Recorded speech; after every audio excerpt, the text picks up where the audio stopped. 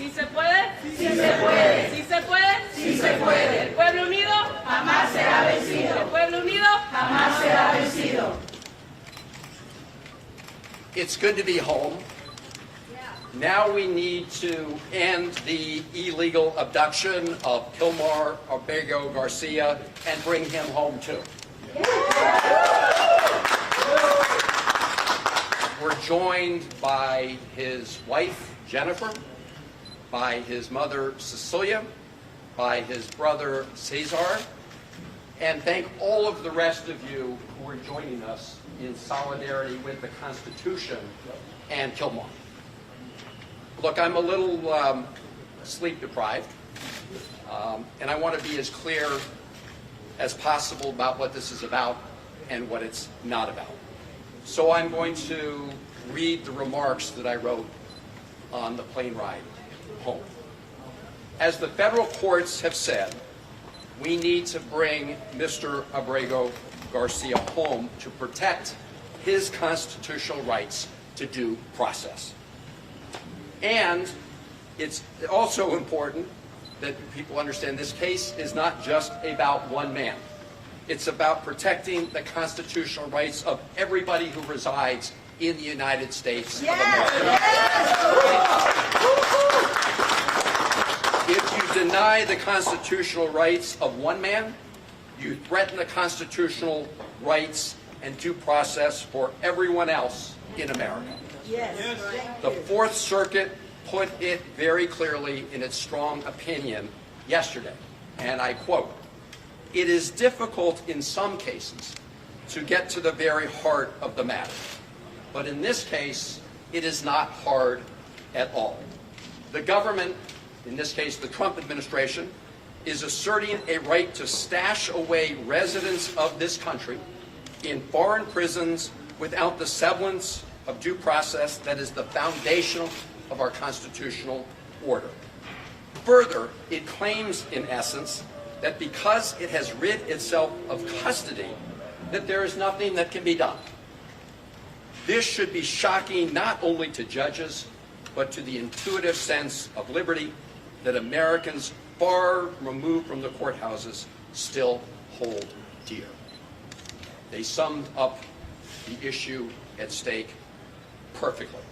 And that's why the Supreme Court, in a 9-0 decision, ordered the Trump administration to facilitate the return of Mr. Abrego Garcia. Now, the Trump administration wants to flat out lie about what this case is about. They want to change the subject.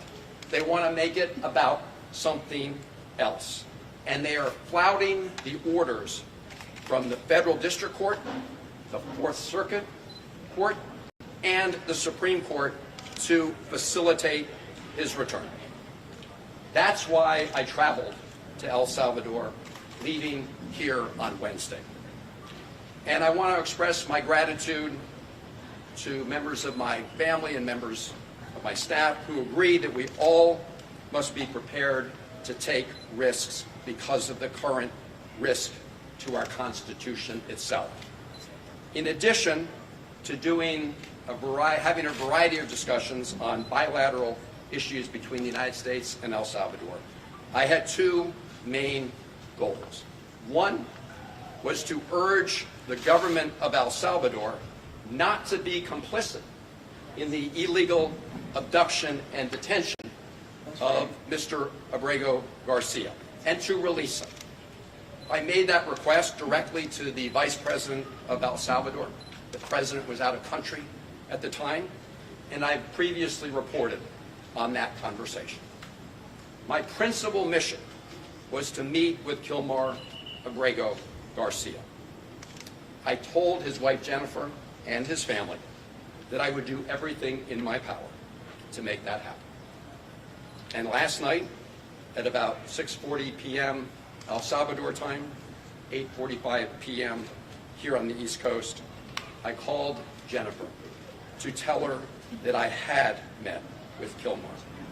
And I told her what he said to me, which was first and foremost that he missed her and his family. And as he said that, you could see a tear Go down his...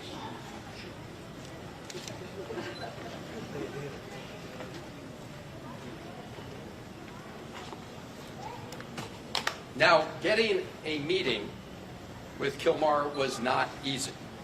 On Wednesday, I met with the Vice President of El Salvador and asked if I could meet with him. The answer was no. I asked if I returned the following week whether I could meet with him. The answer was no.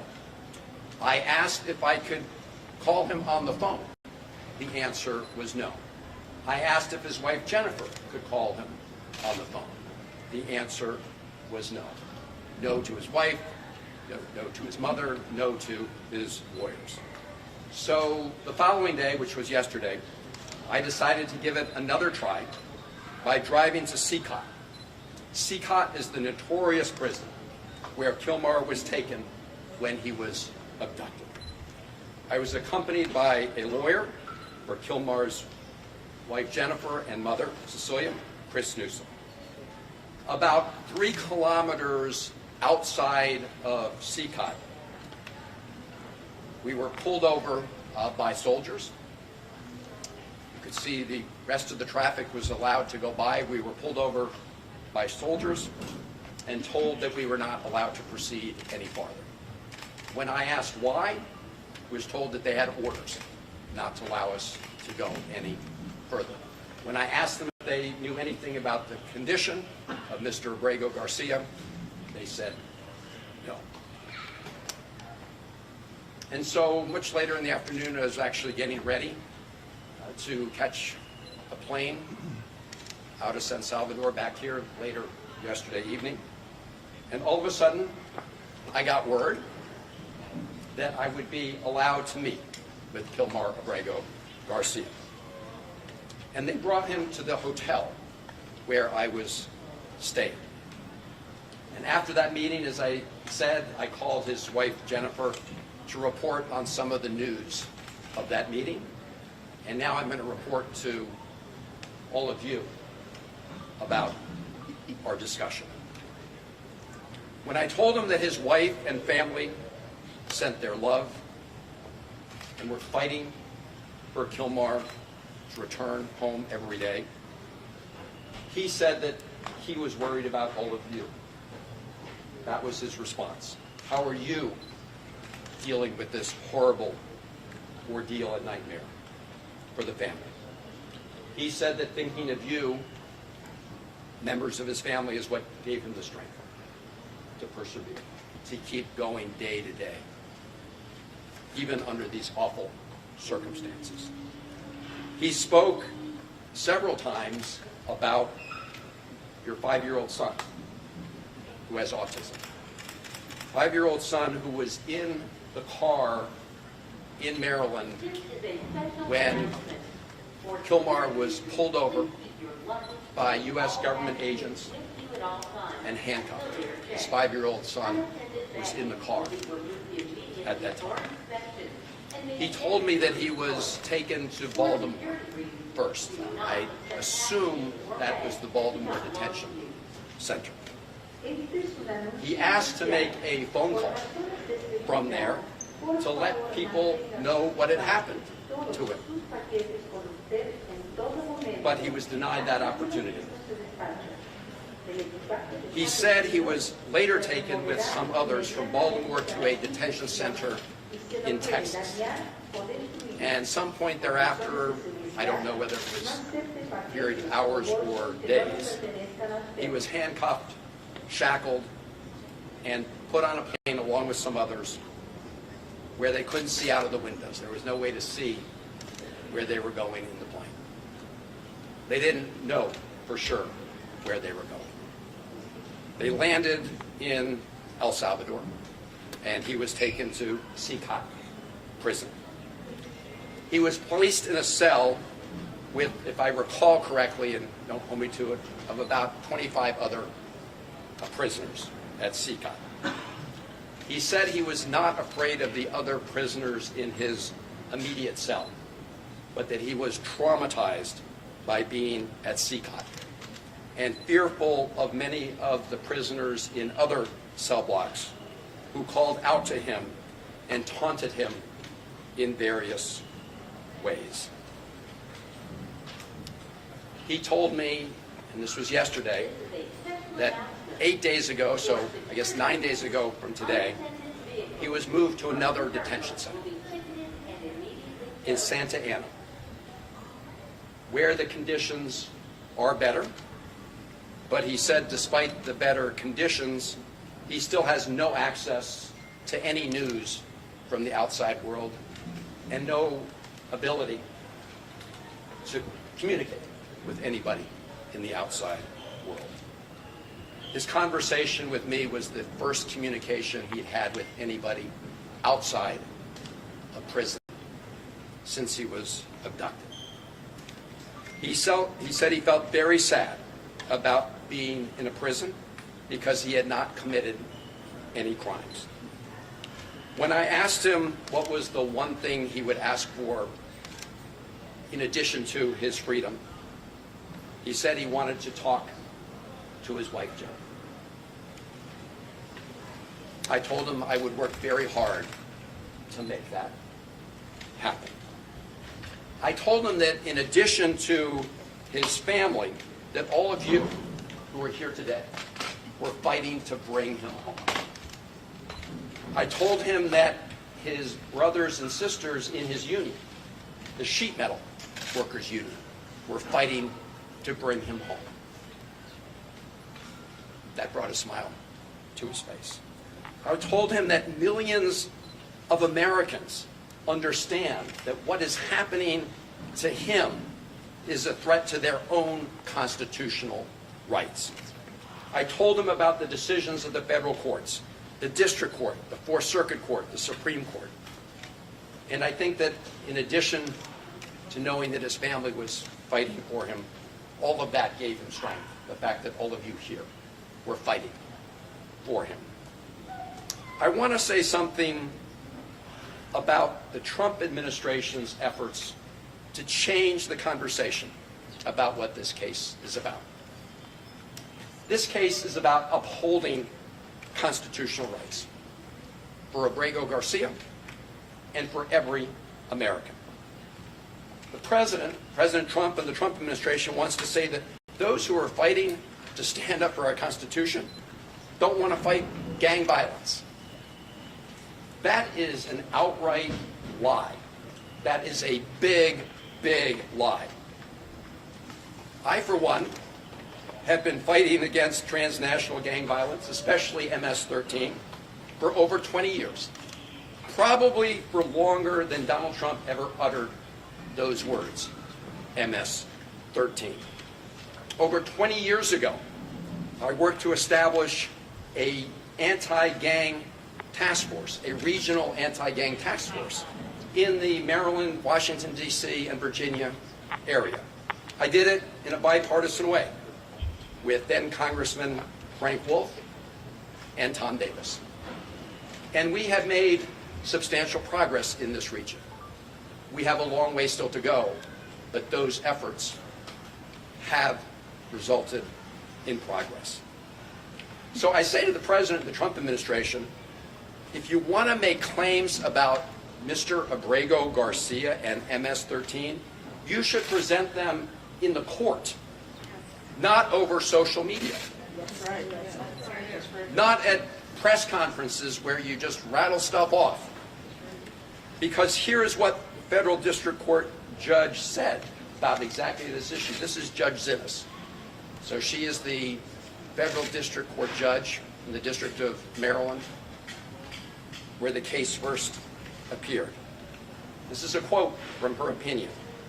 Defendants, and in this case, this is the Trump administration she's referring to, have offered no evidence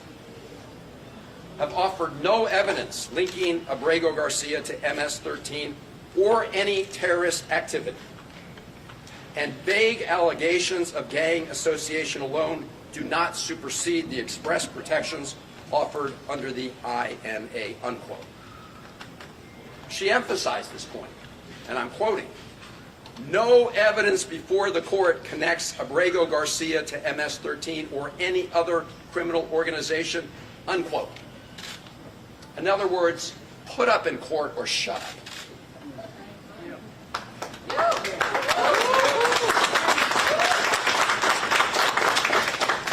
What the Trump administration did admit in court was that Kilmar Abrego Garcia has been mistakenly detained.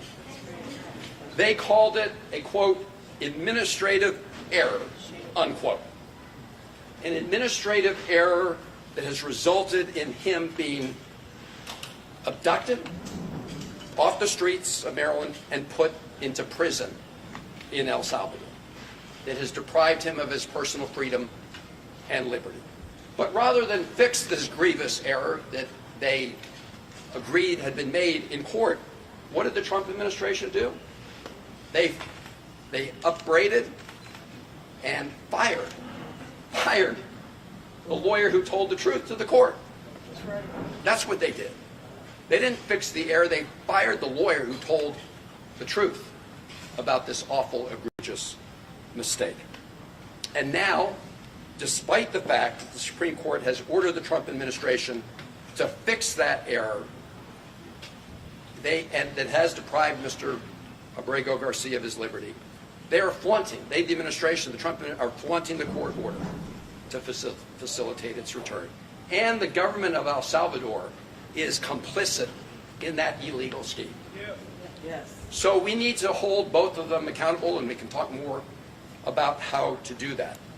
But as I said at the beginning, this case is not only about one man, as important as that is. It is about protecting fundamental freedoms and the fundamental principle in the Constitution for due process that protects everybody who resides in America.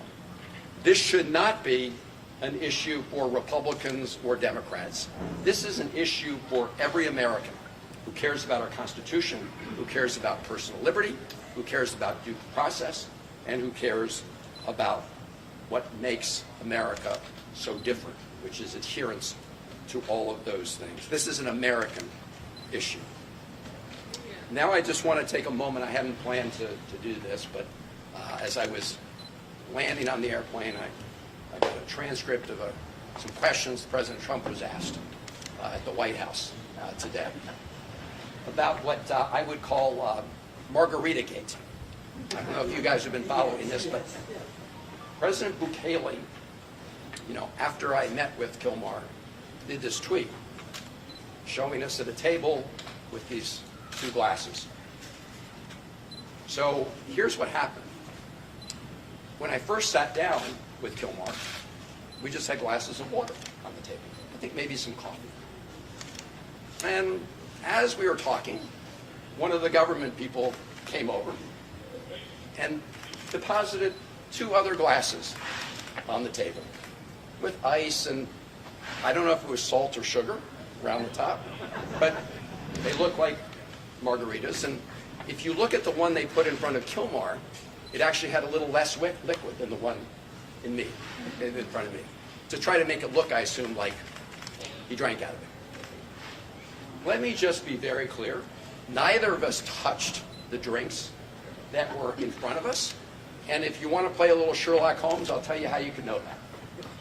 So if you look at the video or the picture I sent out from the beginning of our meeting, you'll see there are no glasses on the table. So you'll see in later videos they are on the table. But they made a little mistake. For some people are very careful, right? If you sip out of one of those glasses, some of whatever it was, salt or sugar, would disappear. You would see a gap. There's no gap. Nobody drank any margaritas or sugar water or whatever it is. But this is a lesson into the lengths that President Bukele will do to deceive people about what's going on. And it also shows the lengths that the Trump administration and the president will go to, because when he was asked about a reporter about this, he just went along for the ride. So the White House and the president have been lying about this case from the beginning. They've been trying to change the subject from the beginning. As I said, and the courts have said, from the Supreme Court to the Fourth Circuit to the District Court, what this is about is adhering to the Constitution, to the right of due process, And that's why we say, bring Kilmar home, so he can be afforded his rights under the Constitution. That's what this is about. Kilmar had any idea the firestorm, his deportation has caused here in America? So I told him, that was the first he heard. You can address the camera. Sure.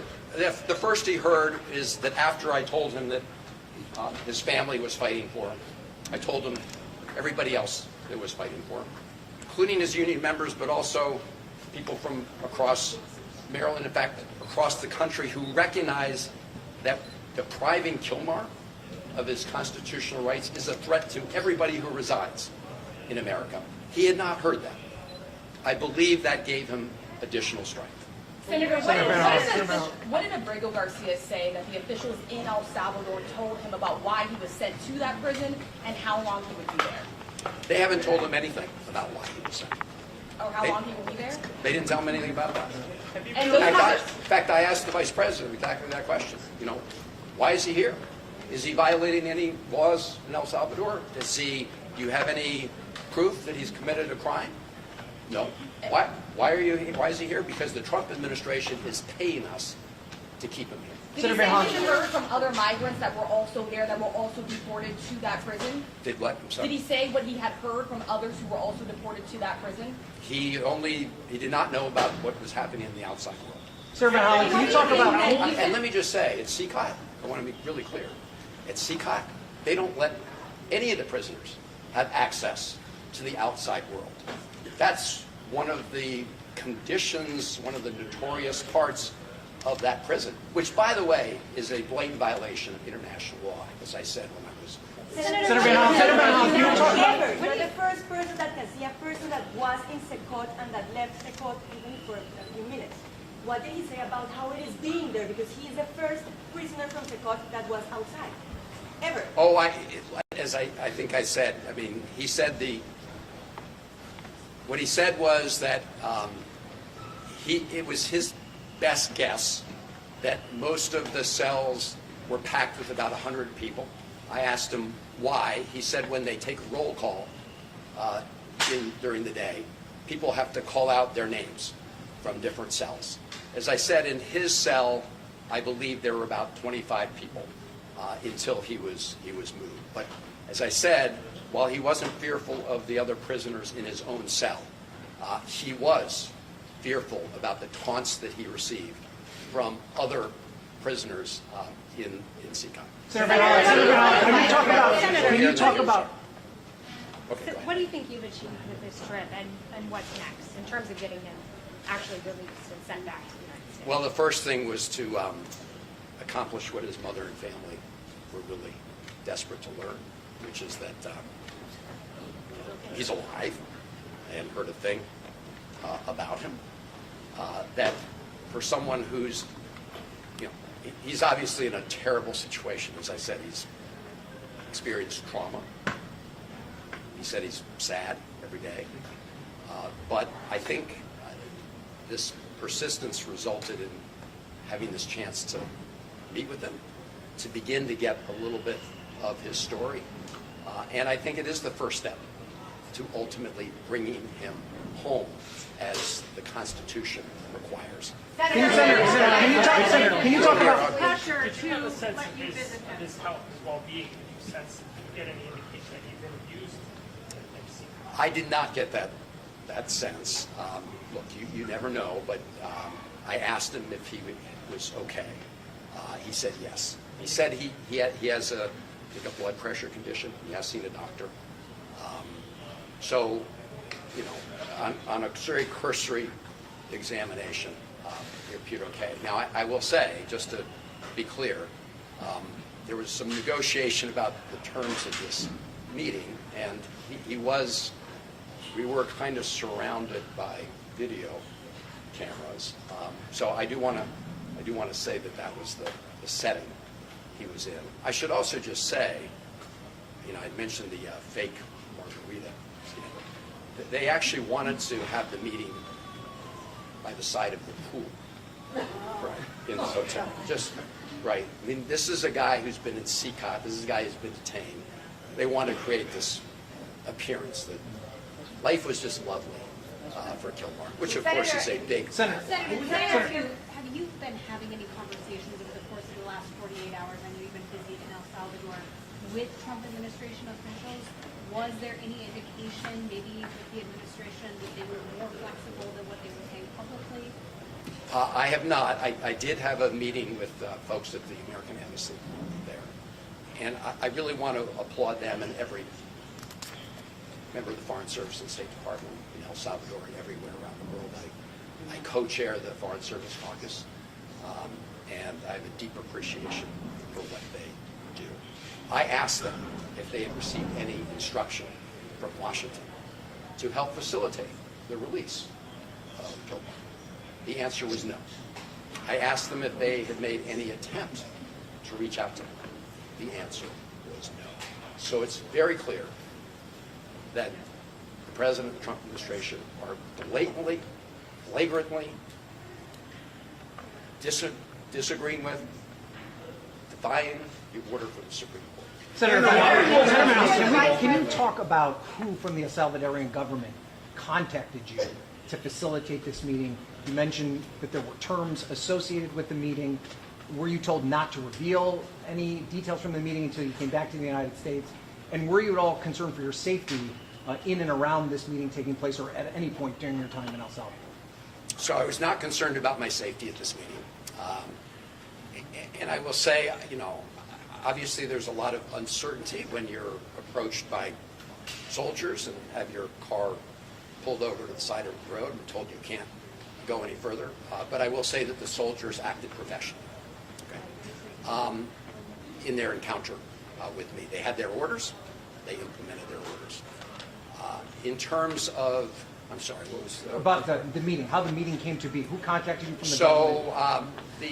The meeting, they reached out to Who's say they? they would meet the Salvadorian government. Look, in El Salvador, everything happens because Bukele says it could happen. And if you look at the video he sent out right afterwards with the fake margaritas, you can see that all of that was a setup. Okay, so that's why. And as to how I was notified, their message was transmitted to me through the embassy. Senator, the Vice President, were you able to say anything about the agreement that the United Right here, and States... then I'll go right there. So the response from Republicans to your visit is that you care more to meet with Abrego Garcia than you do with Rachel Moore, who is the mother of a Maryland woman who died in your state. What is your response to that criticism specifically? Well, my response is that my heart goes out to the family of Rachel Moore. As I said at the time, my heart breaks for what happened to them. That should not happen to any family in America.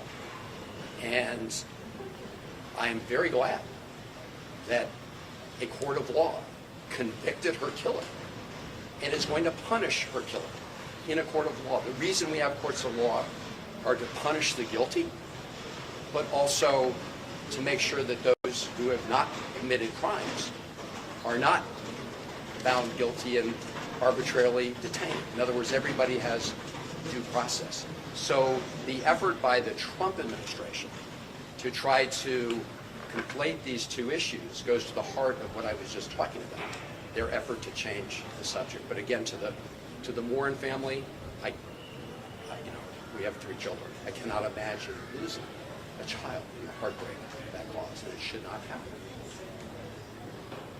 And my heart breaks for everybody in Maryland or America who has lost a loved one to violence, regardless of the perpetrator. Senator, in your meeting with the Vice President, were you able to glean any information about the United States agreement with El Salvador related to the detention facility, the terms, how much we pay, if the government has any say whatsoever what happens inside directly? So I didn't learn that directly from the Vice President, but I have learned about the commitments that have been made. So the Trump administration has promised to pay El Salvador $15 million to detain these prisoners, including the illegally abducted Kilmar. My best information, and it's pretty good, indicates that to date they've paid out more than $4 million of that $15 million. As to the terms of an agreement, I've not seen an agreement. I don't know whether there is an agreement that specifically spells out the terms and conditions here. I am aware that there was some document that memorialized the payments, but again, I do not know in any way if it goes through the details. Senator, what's the next step here in light of the defiance, or perceived defiance from the Trump administration? What does Congress do? So, everybody asks those of us who are Democratic senators whether there's any bottom line where Republican senators will say enough's enough and won't simply continue to be rubber stamps for the Trump administration. So far, we haven't hit bottom. In this case, we have what I believe is an outright defiance of the Supreme Court. People still may want to hang their hat on the fact that it hasn't been completely adjudicated. As you know, the federal district court judge has ordered depositions of the administration officials. The Trump administration appealed it. That's what the Fourth Circuit decision was all about. That may well go to the Supreme Court. I don't know if the Trump administration is appealing that. So the question is there any point when the president is violating the Constitution of the United States that Republicans will stand up for the Constitution rather than just continue to do the bidding of the Without Trump Republicans, administration? Democrats are powerless. When it comes to Congress. But let me say something on that. Not totally powerless. Because appropriations need to go through the Congress. And that $15 million, you can be sure we're going to be looking for where it is. Because that wasn't authorized in previous appropriations. We're operating under a continuing resolution. Now, they may try to pretend they can transfer that. But there's some indication that they were planning anyway, until now, to make that as part of their request. And you can be sure that I won't support the use of one penny of taxpayer dollars to keep Abrego Garcia illegally detained in El Salvador. And so as part of that process, yes, Democrats, at least in the Senate, have some sway. Now, I want to say something about the government of El Salvador. They are making a huge mistake. They want to brand themselves as a country for technology. The president said, Bitcoin is legal tender. But now what they're branding themselves as the place for these huge prisons where people who are illegally abducted are warehoused. That is not a good look. There are also other things Americans can do with respect to economic pressure in El Salvador. People can stop traveling there. Actually, tourism's been going up. They can stop traveling there. There may be states that decide, they don't want any of their pension funds invested in companies that invest in a place like El Salvador. So there are many things that can be done, and I just urge the president of El Salvador, the vice president of El Salvador, to rethink whether they want to become the place that just gets paid off for being complicit in this illegal scheme. Senator, what's your colleagues plan to go down? What do you hope? There's two more right here. Senator, why did the Salvadoran government reverse itself on allowing you to meet with Mr. Abrego Garcia after telling you no? And also, do you have a sense of why the government transferred Mr. Abrego Garcia from CCOT to this other prison in Santa Ana? Well, I think the reason they relented is pretty clear. They were feeling the pressure. They were feeling the pressure because while I was in El Salvador, we had two major press conferences that included the local press who reported on this.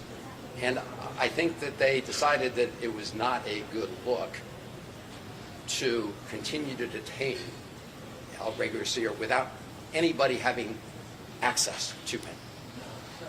There's no other explanation for the fact that they said no, and then prevented us from going to the prison. So that's why. I'm sorry, what was the second part of your question? The second part, why and welcome home. Why did they transfer him from CCOT to the other prisons? No, well, I mean, number one, I will say, my main request was to meet with him. And as I said, he's no longer at CCOT. So he's at a different prison, which is pretty far outside of San Salvador. But in addition to that, I didn't even know that. I mean, so as we all thought he was at CCOT. I mean, until I met with him. That's why I tried to go to CCOT. So I think that's why they brought him. He wasn't brought him to see me. Do you think, Senator, do you what think actions the do you White advocate your House- party do you take to think prevent that the White future House- deportations like this? Do you Have think you that the White spoken? House was involved at all in facilitating this meeting? Do you think the I do Trump not. administration? I do not. Do you think that I have no basis for that. Have you spoken to any of your colleagues who say that they plan to go down now that the president has seemed to shut the door? He lets you meet with him, but he said he's going back to detention and will not return. Have you spoken to them, and what do they hope to accomplish going forward? So I've told the Vice President of El Salvador that I may be the first senator or member of Congress to be in El Salvador, to come down to El Salvador, but I won't be the last. There are others coming. I've got to give them a call after this meeting to brief them on my trip. But this goes back to the fact that, El Salvador is making a big mistake. President El Salvador is making a big mistake in being complicit in this illegal scheme. How long did you meet for? How long did you sit down? We met for over half an hour. There was no. Senator, Now- what else can your Democratic now- colleagues do to prevent future illegal deportations like this? You mentioned the International Covenant of Civil and Last Political Rights. Yes. Do you think that, and El Salvador is a party to that, do you think that you're mentioning that is part of what facilitated? I think it could have been a factor because they are in blatant violation of that requirement, that international law requirement. Not only in this case, but actually in all of these cases, because I said the policy at that prison, CCOT, is to have no communication, not with your lawyer, not with your family, with nobody. That is a violation of international law. And as I mentioned, El Salvador is a signatory to that. Thank you all very much for being here. And